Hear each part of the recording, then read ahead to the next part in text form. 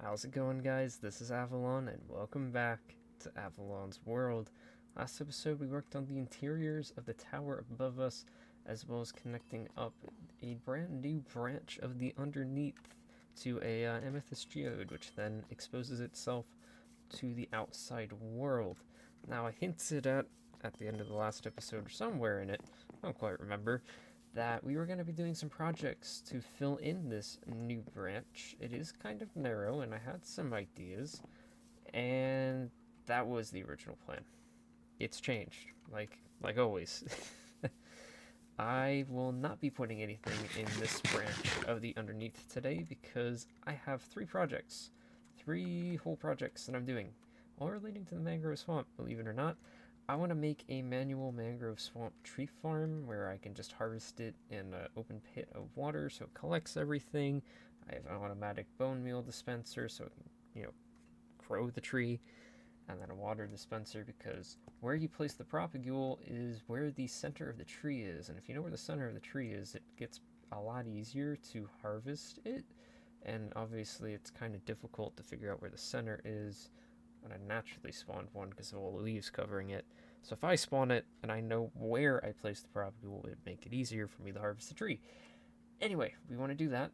We want to make a propagule farm, obviously, because we need propagules to make mangrove trees. That's not too complicated, and I want to make a mud converter that would use dirt and water bottles to convert dirt into mud.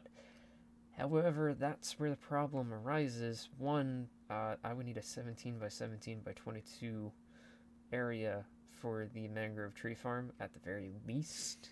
And yeah, this is encroaching on the river. If you can see some water particles, maybe not. We have to go all the way down there just to get to the very bottom. It'd be a lot. It would be a lot. The other two projects could easily fit in here. They're small, but the problem with the mud farm is how the system works. It requires a non-efficiency netherite shovel or diamond one, and I have haste all over my base, and I'm not going to turn off the beacons just to use the mud farm. So I have come up with a solution and a new project that I now need a name for. If it would load in, this mountain over here, I originally was going to put my netherwood tree farm in, and it still is going to have my netherwood tree farm in there. But I believe, okay, there's a parrot in the boat now. Hey, dude, I need that, thank you. I now have a use for my boathouse to, use boats. If we come on over here, we've got a nice little entrance in the bottom of this mountain. We're going to break some wood rods here. There we go. Okay. And we can take this little river into the inside of this mountain, which is pretty much entirely hollow and absolutely looks gorgeous. I spent some time going around with some glow lichen, revamp that farm so it would, produce a little bit more per run. I don't have to sit there for 5 hours to get all the glow lichen I would need. We also got bits of the jungle peeking through because there is a jungle on top of this, and you got skylight access in multiple areas, and there's more than enough room here to put all three projects for today, as well as another tree farm. And if I ever wanted to do another base, say in this world, or if I joined a server or something, I'd always said to myself, I'm going to do it in a cave, light it up, make it fancy, and just be able to fly around to the different projects. And this is what I'm going to be doing. Doing it now. Forget doing it later, we're doing it now. Why not? And so yeah, I am super excited. This place looks super awesome. I've used the texture pack that I showed off, I think, in the Frog Sanctuary episode that allows me to see what the light levels are, so everything should be spawn proof. We even have an area up here that we can use, so we've got an expansive space to put who knows what here now. So yeah, let's get started on some of these projects, shall we? The Propagule and Mud Convertor aren't going to take long again. Really, the mangrove tree farm isn't either, to be honest. I designed it myself based off of some other designs I've seen on Exuma's Hermitcraft episodes, and I should mention that's also kind of where I got the inspiration for this. He lit up the caves underneath his giant skeleton base in a similar fashion, but I had already originally intended to use this area for my netherwood tree farm, so kind of just taking a bit from both ideas there, to be honest. And just like that, we got ourselves a Propagule farm. This one is by Ilmango. He has a video. It wasn't really a tutorial, but it was pretty easy to copy. Like multiple different types of Propagule farms. This one's very compact, simple, and effective. I've turned down the block sound so you don't get your ears destroyed by the pistons and the dispensers.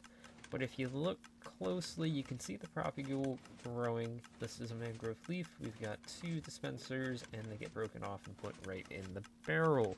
Pretty self-explanatory and pretty compact and simple. And it uses a minecart on a pressure plate to activate that piston to break the Propagule. Kind of unique and different. And it's pretty compact, like I said. And that's that. We can leave that go as long as we want, as long as the bone meal in there lasts. It can, you know, continuously keep supplying us Propagule. So, onto the Mud Converter, shall we? And of course, as always, the links to these videos that I'm getting these farms from will be in the description below. The Propagule farm and the Mud Converter are both by Ilmango, and they will be in the description. The mangrove tree farm I designed in my creative world. I'm sure other people have used a very similar method, but I took some inspiration from Exuma's tree farm, but it's slightly different. It's not exactly the same thing and not as automatic. Alright, we got a fully automatic Mud Converter.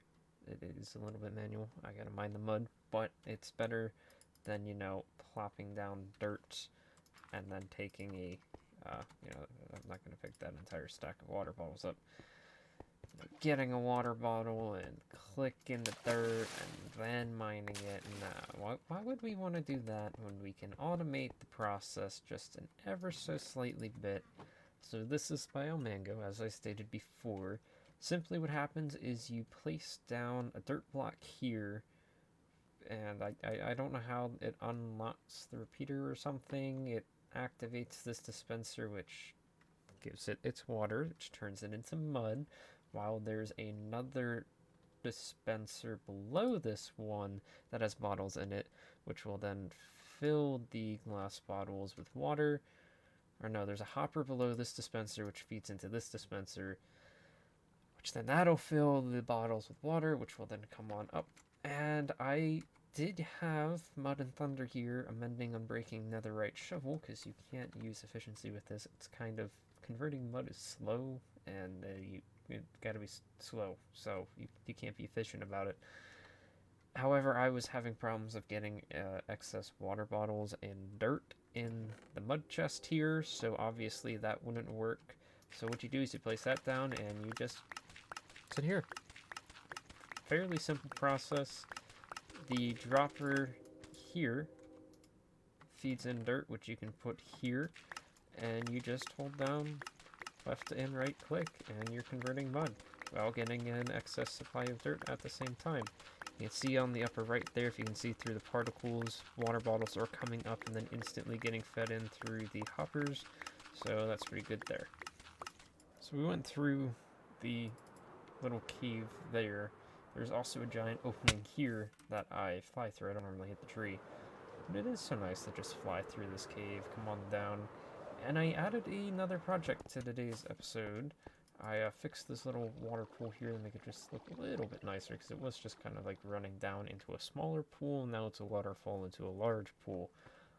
But I want to make a spot where I can sleep. Obviously, I can tell what time of day it is, but I need a place to rest my head at night. That's a way, it's going to be my home away from home, even though my home is literally not even 100 blocks away. But, you know, I thought it'd be cool just to have a bed chilling over here, and this looked kind of like the perfect spot to just place down a bed. And it's not going to be enclosed because I feel like having it exposed. Okay, all right, you can do that too. That's fine. I feel like having it exposed to. I should probably get rid of this floaty gravel too while I'm at it. Having it exposed to the actual cave makes it feel more natural, and with what I'm going for here, so I need to just kind of do that. And kind of do this, and this. Figure to do some little bit of building on camera since this is literally just going to be a bedroom. That's not a room. I gotta see here. I want to use... Obviously, this isn't gonna work here. But I really like how the raw gold works as like a floor block. It is such a pain to get in bulk, though. That is my only problem. I feel like maybe putting it in the middle. See, I don't know. This is kind of confusing. So I want to keep the orange theme, but I want to use the orange terracotta here. But it matches ever so good with the cyan terracotta, but then it doesn't. They're all different. This is orange glazed terracotta, by the way. It doesn't work. I'm gonna try some block combinations. It's gonna take a bit. Okay, so it's a little dark still, but I think I have the general idea of what I'm kind of going for here, as I want to try to make it look as structured as possible while still having it be fully accessible. So it's kind of getting a little difficult to figure that out. I might have to put some actual more deep slate there, but I think that looks pretty good. And then if I continue these supports running this way, that might work pretty good.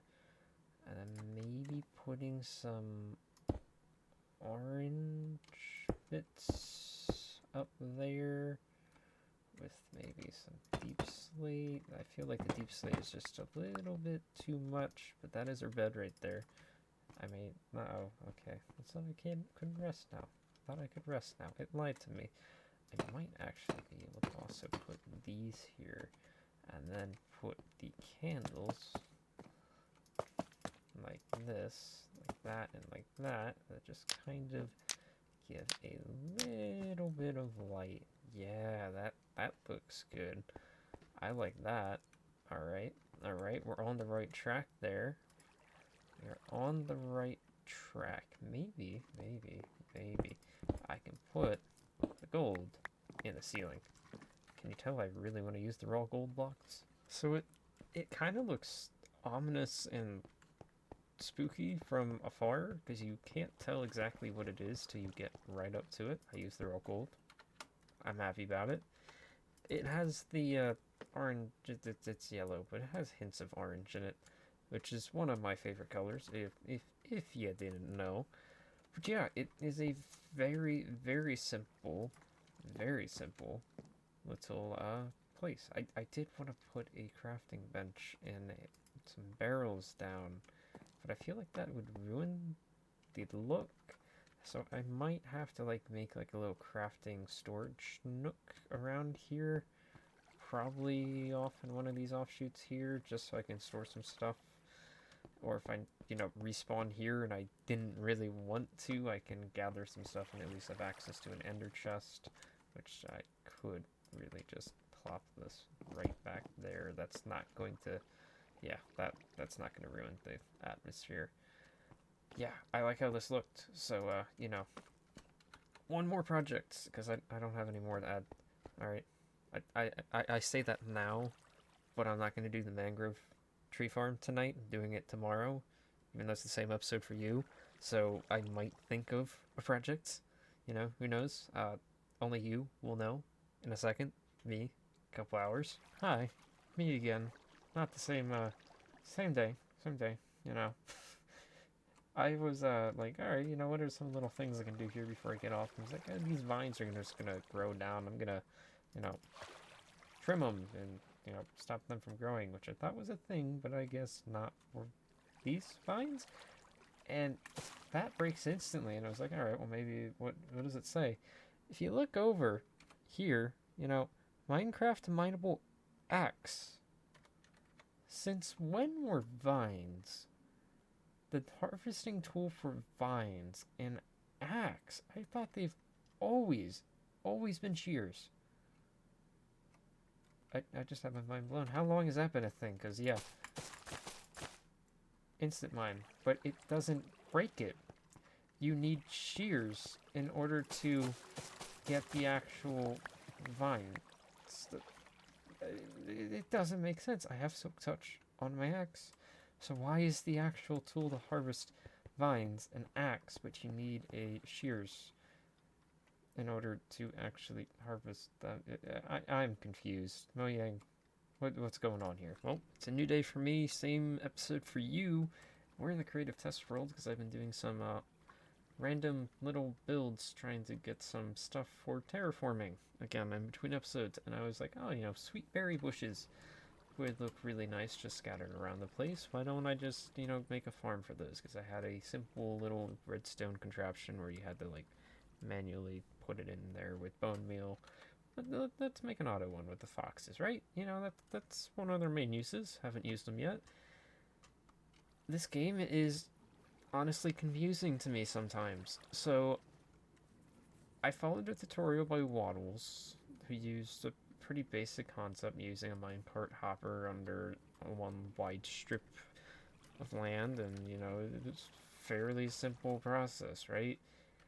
And I was like, well, I don't want to use a minecart hopper because it would, you know, cause lag. It could get stuck. So I was like, let's use some mud, because mud is actually a, if you look at the coordinates over here, we're not at 5, we're at 4.875. It is not a full block, meaning if we get ourselves mud, if we throw anything on top of it, it will go right through it, since it's not a full block. Similar to farmland, soul sand, you know, snow layers as well. And you can place the berry bush on top of them. However, you might notice there is a slight problem. The berry bushes are fully grown on the farmland in mud, yet the foxes don't actually harvest them. But on grass, yeah, it's fine. So it has to have something to do with how far down the foxes are. They're literally down, not even like an eighth of a block, right? And they don't see the berry bush anymore. Or their AI can't register the bush or something. It's something. I honestly couldn't tell you. But that is the problem. Because the farmland has the same issue as the mud. But as soon as they're put on grass, they all get harvested. Every single one. You just learn new stuff with this game. I feel like this is a bug. I probably could fill out a bug report. I might, because using hoppers like this would make it lossless without a hopper, and, you know, would guarantee that you pick them all up and the foxes don't eat them. But, you know, I'll figure that out later. Let's get back to the actual world, shall we? So, we're in the underneath, not the cave that we started at in the beginning of the episode, which came up in the name. I'll tell you that later. But here's the sweet berry farm in the underneath. It's right here by the entrance. I figured this might have been a good, decent place to put it. It's by the base, it'll always be lit. And it's already getting me sweet berries. Yeah, I really wish I could have done the mud version of it, because I wouldn't have to hear a minecart moving around all the time. But, you know, Minecraft, what will you do, right? I also went ahead and made a automatic glowberry farm over here, because I was using literally the same farm I was for sweet berries. So now we have glowberries and sweet berries being farmed around the clock, let alone that's not gonna be ridiculously fast, but at least it's here when I need it, because, you know, I think glowberries would look really cool in the cave, and we can actually clip those with the shears, unlike the actual vines, to stop them from growing at specific lengths, and then, of course, putting glowberries on them to add some distinctive lighting. So yeah, I've yet to also build the tree farm. Yet I didn't get that far yet.